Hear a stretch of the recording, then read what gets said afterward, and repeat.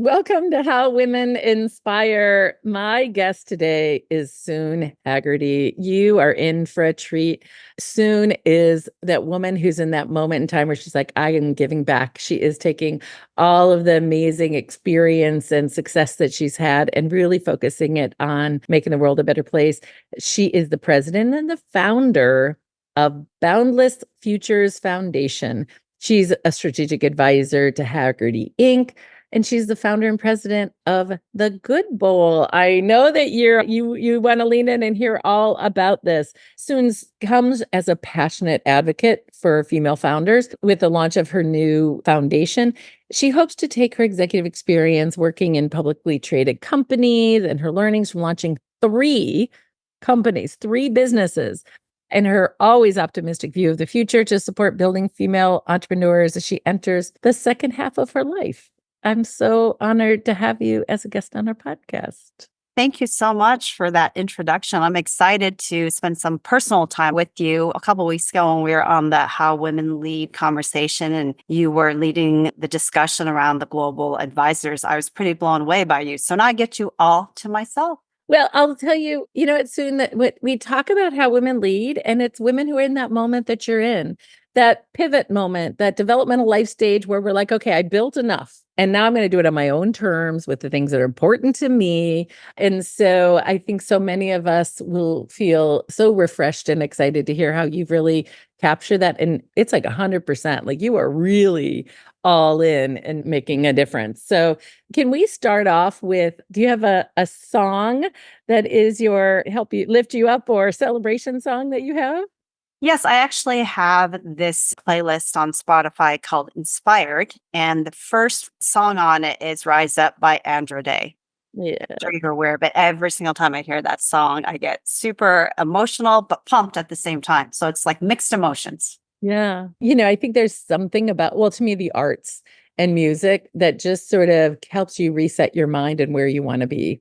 So thank you for sharing that one. And all of us, we're all here rising up individually and collectively at How Women Lead. So super, super happy that that's your song. It's totally appropriate. So let's talk a little bit about Boundless Futures Foundation. Where did this come from and what are you focused on? Well, in 2021, my husband and I took Hagerty public. And so we got some resources to dedicate to potentially starting a nonprofit. And so we met with our 3 daughters, right? I have 2 stepdaughters who are 20 and 27. And then I have an 11-year-old. She was 9 at the time. And we all sat around our family table and said, okay, we want to contribute to society. How should we think about this? And so we did a little exercise. And of course, my daughter's 9. She said, let's just give it all to horses. She's an equestrian. We said, okay, that's great. And then we also, of course, had the 20-year-old and the 27-year-old really focused on the environment. And so we all sat around, but then it hit us. We have 3 young ladies around the table. I'm a female founder. Nikhil's mom was a female founder, my husband, and my parents. And so we said, this is natural. And if any of our 3 girls ever wanted to start their own business, it shouldn't be as hard as it was for me and my parents. And so we just kind of came to this natural conclusion that it's about helping women start their own business. Yeah. Whether it's an equestrian farm or it is talk to me about a private company. Yes. She pitched me on this. So could we do a country club for horse owners where they can come and have dinner and drinks and be with their horses? So she's working on me. I love that. Well, I'll just say I have gone with a team to go ride horses as a way to do team building and really sort of therapeutically think about how you're interacting with the world. So I'm a big believer in what I think. We'll see, right? Yeah.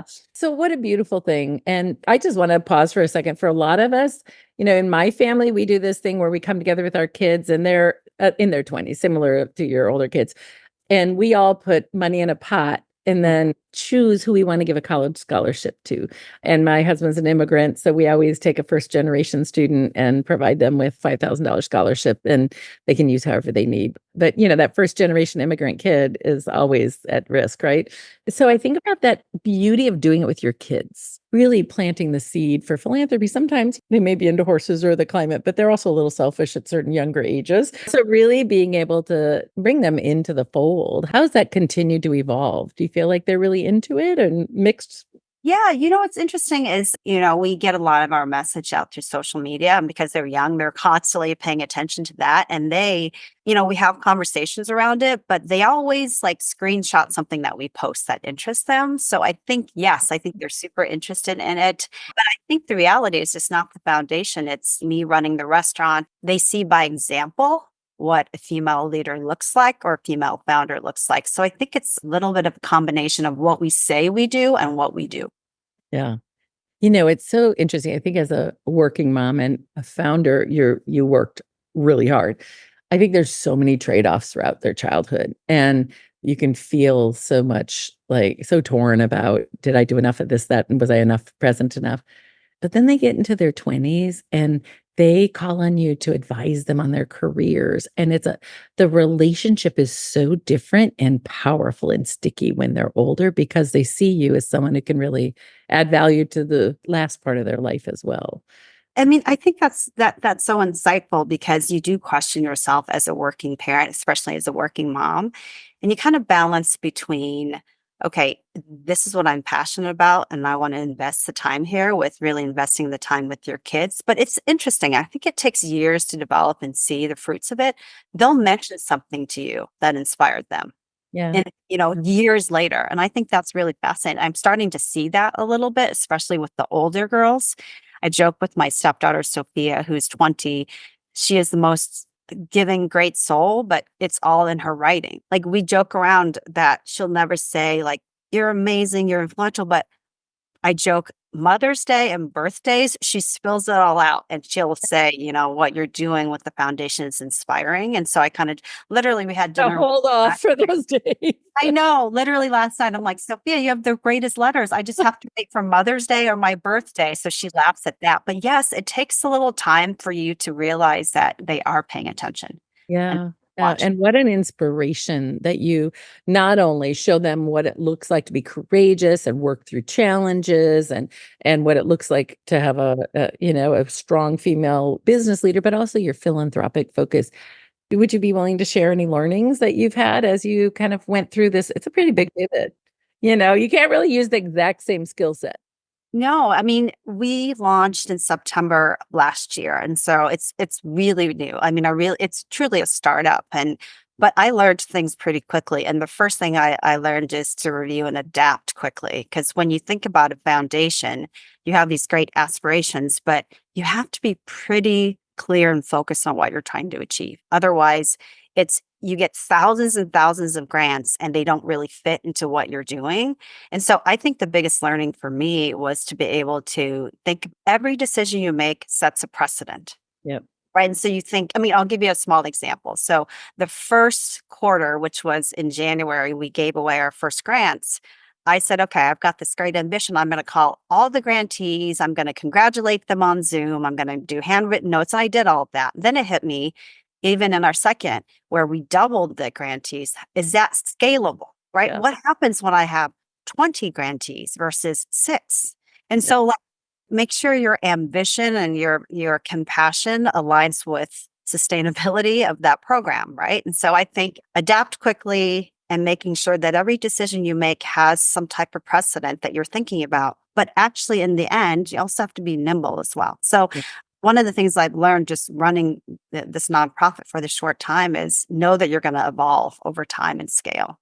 We have a very small grant making program that we do through How Women Lead too. It's called How Women Give, and we all, everybody puts $1,000 into a pot. And it's amazing to try and get to that point of discernment, especially with a group where you really are thinking like, how can I have the biggest impact possible with this money? Because you can do stuff directly to individuals, you can do things to sort of regional community groups, and then you can do things to national, highly leveraged, maybe change that might be a longer arc. There's so many different ways to think about your giving. How have you figured out the balance, or are you still discerning, or do you do a little bit of everything? Yeah, I mean, I'm always trying to kind of figure out every single week, every single month how we can get better. I think it's a little early to tell, but what I do want to do, and I talked to our small team about it, is I'd like to get back to these grantees a year later and say, what kind of impact have we had, right? And so part of what Boundless Futures is about isn't just about funding, it's also about this mentorship. And so we created this circle called an advisory circle. So it's 4 female founders advising on the financial aspect, the scaling, the marketing, and the leadership aspect. To me, when I started my first business, it doesn't matter if you gave me 100 grand or 10 grand. What I needed was advice, Yeah. right? I needed Right. something else who halfway through the process, you kind of go, what the heck am I doing? Do I know what I'm doing? Do I start an LLC? Do I start an Inc., an S Corp? Those are the questions that to me are invaluable. It doesn't matter if somebody hands you a check. You Yeah. want to make sure that you make some good decisions. And so my goal is to spend time with these grantees over the course of a year and say, where did we help you along the way? Where could we do better? Because to me, at the end of the day, it's not grants that we help, it's people, it's women. Oh my God, soon. When we first met, I fell in love with you and I was like, oh, wow, there's a lot of synergy here. And what you just said, that's literally in many ways the design of the global advisor program we have for women leaders for the world, where everybody gets a couple global advisors from our network. And it's so lonely at the top. And when you have somebody who's just there to back you up and support you and be a resource for you is huge. So it took me 30 years of working in this space to get to this point. So well done. You're way ahead of the curve. Like year one, you were on and you got it. So maybe that and so much of what you've done has been informed by your background, but you have such a beautiful life story. You're an immigrant and all the beautiful things that brings forward. Tell me a little bit more about how you think that inspires or informs your work. Well, I mean, we started the top of this podcast talking about like stages in which you realize you have to make an impact. And I actually didn't realize the impact of being an immigrant till I was in my 30s, right? So I came to the United States with my family, 6.5 kids in tow, my mom. So my mom was pregnant when we landed here in the US. And so 7 kids, mom and dad, with $300 in our pocket as Vietnamese refugees. I don't know if you remember, we were the boat people in the 70s. So literally spent time on a boat. We ended up in Indonesia and spent 6 months at a refugee camp. And coming here, 5 years old, my dad didn't speak any English, learned English at night, drove the truck that dropped off the bundles of newspapers to newspaper boys from 12 to 5 in the morning, and then learned English at night. All of that growing up, like I didn't know any better. I didn't know how tough that actually was until I was in my 30s and then said, okay, this is how I'm going to earn a living. This is how I'm going to think about raising my family. I realized, oh my God, I have it easy compared to what my parents went through, right? And so it took being an adult and going out on my own to realize and to appreciate what a tough experience they had. And the interesting thing is they never talk about it. It took me into my adulthood of like pining through with my brothers and sisters, saying like, what happened when we were 5? What happened? How did my mom and dad do this? Because my parents are always forward looking. Like my husband jokes, I have no nostalgia. He'll get me like a birthday card and I'll read it. And he's like, oh, and I see it in the trash 2 hours later. I'm like, physical things don't matter to me as much. Like I am a move forward, no nostalgia gal. And so it's just this immigrant background, when you ask me, actually almost influences everything I do. Personal level, I am very positive and optimistic. I'm a realist. I'm not a pessimist, but I'm always, all right, now what? Yeah. Always thinking about the future. I think from a business standpoint, it's taught me a lot of resilience. It's taught me it isn't really failure if you find it the next solution. And that's what I like about that song, Rise Up. It's about getting up 1,000 times again. So Yes. I think it's truly defined me, but it took me till 30 years old to realize what a huge impact it had on me. I'm not asking for permission anymore. I'm not asking for a seat at the table. My friends, this is the first generation of us. We have a huge opportunity. We have power and influence and wealth. And we can start building the tables where we get the prime seats. Today, we want to invite you to join us as investors in venture. I know no one's asked you to do it before. It might be something that seems scary or foreign, but I promise you it's not that different than investing in a mutual fund where your retirement funds are. I want you to lean in and just learn a little bit more. How about making the commitment that in the next 12 months, you can give yourself 12 months to figure it out and to take a step. I want to invite you to be part of the new table of power and influence and wealth, you're invited. I want to sit at the table with you because we're going to make big change. We're going to make the world we've been dreaming of.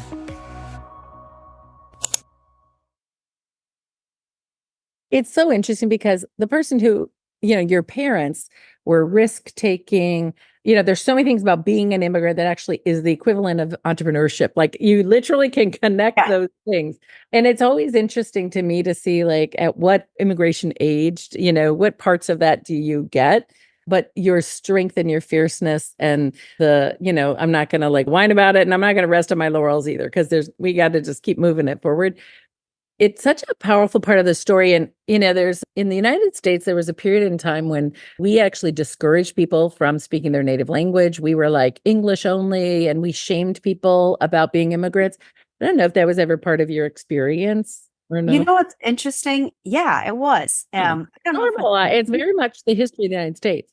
Yeah. I mean, I don't think it was ever vocalized, but it was very expected. I have this. So my first name's Soon, and then my last name's Hagerty, my husband's last name. But I have to tell you, like when I was in high school, my given birth name, Vietnamese, was Suong, and then very typical last name, Nguyen. But everybody in my family, the girls had a forename, so Xuan Suong. A lot of words. But point being is, during roll call in school, the very first day of school, they go through all your names, Michelle Smith, Mike Johnson. And when it got to the N's came next, I would run to the bathroom for 10 minutes because I was so embarrassed that they would butcher my name because that's how ingrained felt to me to be an immigrant in a society where everybody was the same. So it's, I don't know why I just remember that distinctly, like hiding in the back. Of course you do. That is formative. And I'll tell you, there's so many immigrant women in our network because immigrant women are often, really become the rise to the very, very top that have had this experience. They've often lost their language and they have a lot of shame around whether or not they speak their language. And they immigrated when they were 8. Like, it's not like they were infants. And so anyway, so I'm actually on the board of an organization called SEAL that actually has a whole curriculum and training program for California teachers. And it's all, and policymakers, it's all about like, we should be celebrating the massive strength that multilingual families and multilingual education, language and experience, multiculturalism, what a huge asset that is. And look at what you've done with it. I just think underscoring that as sort of your greatest gift, even though at a certain period in time you ran to the bathroom, I think today it's your greatest strength is this ability to make sense of the world with different viewpoints. And of course, anyone who fled and took that risk, like your family as a whole. Anyway, I'm on a soapbox, but it's really important to me. And I want to just acknowledge that in you. Oh, thank you so much. And I think that was a great word you used, formative. And sometimes when those things happen to you, you don't realize it until 10 years later. Like that was formative. Yeah. So it's interesting. When I named my daughter Ava, I wanted a name that nobody could mispronounce. That was easy to spell. And it was because of that moment. And you don't realize it until much later. Yeah. Yeah. Well, thank you for sharing that. That's really tender and important. And I hope we're all evolving culturally to really understand. So Nguyen, is that how you're? That's right. That's right. Okay. All right. Well, thank you for that. So we just talked a little bit about risk taking and starting new ventures. Could you talk a little bit about sort of what has inspired you to do that? Is it part of this story we're talking about, or is it something else? Yeah, I mean, I think so. I one of the things that I did when I moved from LA to Traverse City, Michigan, northern Michigan, very cold here, beautiful but very cold, and there was not a lot of diversity in northern Michigan. There still isn't very much, but when I came here, I realized that there was a lack of diversity both in food and of people. I actually think there's some worldly people here, but there was not, diversity in food. And so I would cook Vietnamese food for all my friends or anybody that'd be willing to listen or come over just because I missed home.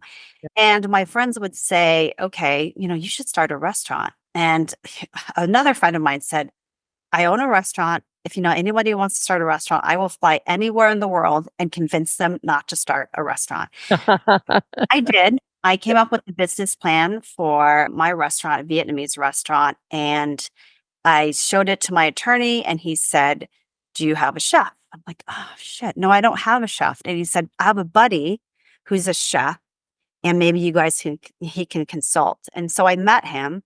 And Julie, we have the same story. His family were immigrants from Vietnam. They were the boat people as well. And so we came up with this concept called Good Bowl. And we donate $1 per bowl to charity as a way to thank the US for taking us in as immigrants. And so that's my first kind of inclination of like, okay, I can create a business model that actually gives back. I think every business can have this. It's not that difficult. You just have to believe that you can be profitable and be good at the same time. So that was kind of like my first foray into that. And I still have the restaurant, 6 years old. I don't recommend owning restaurants, but it's brought It's me a not lot an of, easy venture. well, Yeah. it's brought me a lot of joy and pain at the same time. But, and then, from there, working at Hagerty still, kind of running our creative and brand strategy, I was ready after 20 years to say, okay, I've worked at Hagerty on and off as a consultant for 20 years. I'm ready to spend more time with my daughter on a day-to-day basis. And so at the same time, it was all aligning pretty well. And I launched Boundless Futures Foundation to help women start their own business. And I'm running the restaurant as a way to contribute. And I'm very particular. I don't use the term give back a lot. And not to say that it's a bad term, but I feel like when you say I give back, it means like you took something. I like to say contribute because Yeah. everybody can contribute to society. It doesn't matter if you have nothing or everything. So I kind of would prefer that term, I would say, to contribute to society. Like that. Thanks for sharing that perspective. So you have done a lot of divergent things. I don't know if you like the word imposter syndrome or Yeah. not. Some people give me a hard time and say that's not the right word to use, but that sense of like, can I really do this? You're such a forward, future facing person in your family of origin story. That's one of your strengths. But do you ever feel like that's something challenging for you to walk into a new space and new Yeah. arena? I mean, it's funny. I've heard a lot of people talk about imposter syndrome, and I don't know if I agree with it or disagree with it. I just have more of a different perspective. I kind of think of it as, are you a competent learner?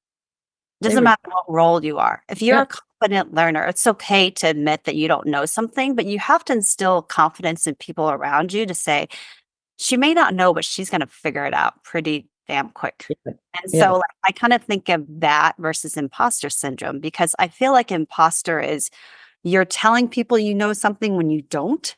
Whereas Yeah. like being a competent learner is, okay, I don't know something, but I'm going to figure it out. I think there's a little bit of a nuance in that. So that's kind of how I think about that. Okay, so you're a competent learner, but you have to have other sort of leadership frames or principles or things that you would say are your hooks.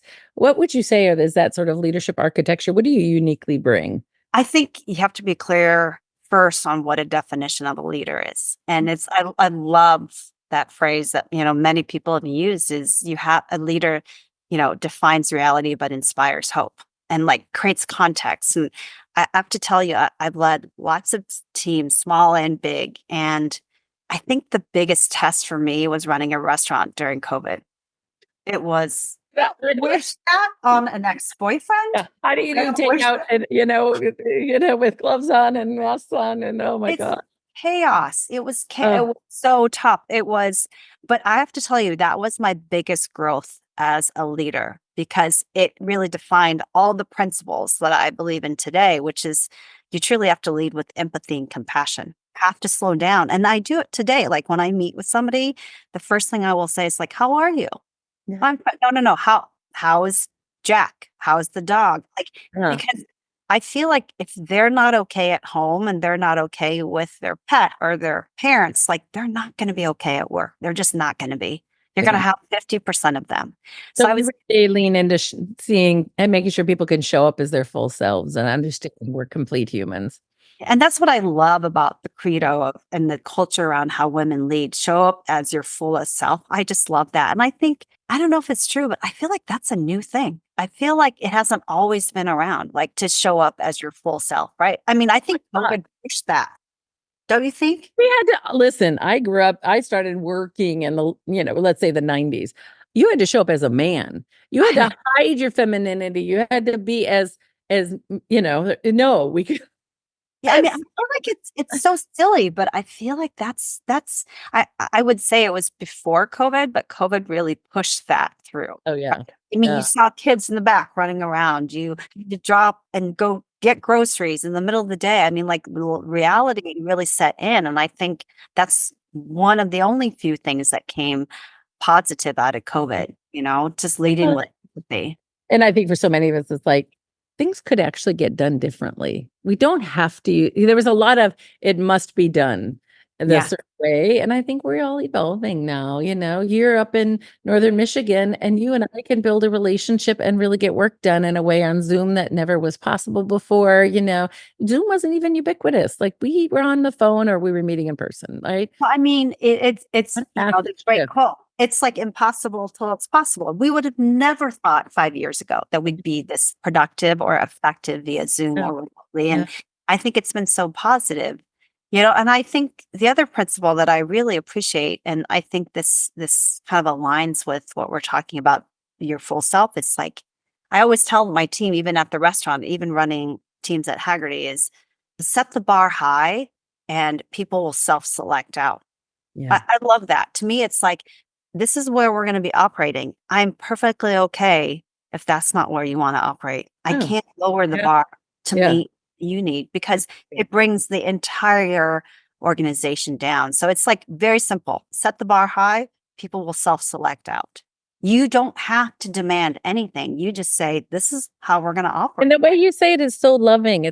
There's nothing about it that's harsh. And to me, that's the mic drop moment. And we're at time. I could talk to you forever and we will continue. We'll have a podcast part 2 with soon in the future so we can really hear all the impact of Boundless Futures and all the other amazing things that you're doing as such a competent learner and leader and loving woman in this world. What a gift to get to hear from you today. Your daughters are lucky. Oh my gosh, this has been really nice. And I think every time I talk to anybody about what we're doing or about what they're doing, I learn a lot. So thank you so much for the time. Thanks for being with us today.